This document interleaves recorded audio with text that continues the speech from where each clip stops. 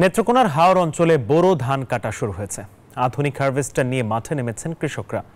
আবহাওয়া অনুকূলে থাকলেও নতুন জাতের ধান আবাদে ফলন কিছুটা কম হয়েছে। এতে লোকসানের শঙ্কায় চাষিরা। যদিও ফলন বৃদ্ধিতে নানা পরামর্শ দেওয়া হয়েছে বলছে কৃষি বিভাগ। নেত্রকোনা থেকে সোহান আহমেদ কাকনের তথ্যচিত্রে দেখুন বিস্তারিত।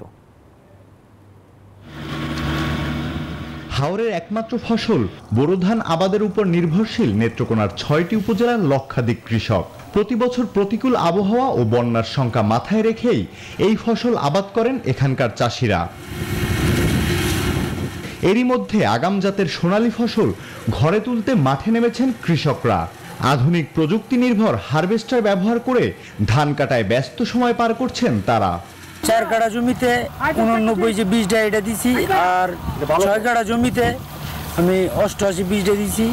তো 6 কাঠা জমি আমার পুরো নষ্ট হয়ে গেছে, শুধু 4 কাঠা আছে। আমরা ধান কাটা হইতেছে, কিন্তু যে 88 যে ধান বীজটা, এই বীজটা আমরা গৃহস্থরে আমরা মাইতেছি জোর। আর যে ধান নুসিস 88 মধ্যে বিকাশে কম খরচে ক্যাশ আউটের লিমিট বেড়ে 50,000, প্রিয় এজেন্টও 2টা। এই ধান রমাইতেছে, কিন্তু বর্তমান সময় বোঝা যাইতেছে যে আগে দিনে কারবার একসাথে করে যায় 89, এই ধানটা খুব ভালো। নতুন জাতের 88 ও 89 চাষাবাদ করলেও আশানুরূপ ফলন না হওয়ায় লোকসানের আশঙ্কায় রয়েছেন কৃষকরা।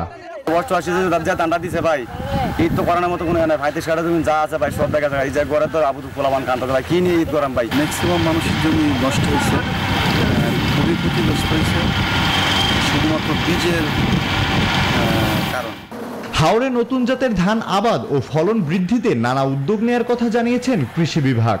মাঠ পর্যায়ে এখন ধানের যে কন্ডিশন সেগুলি ভালো আছে।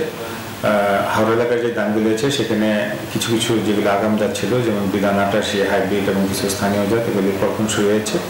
আমরা আশা করছি যে ঈদের পরপরই বোরো ধান আমাদের ধান পরক্ষণ শুরু হবে। এবছর নেত্রকোনায় বোরো ধানের আবাদ হয়েছে 1,85,320 হেক্টর। এর মাঝে শুধু হাওরেই আবাদ হয়েছে 45,000 হেক্টর। Desk report, news 24।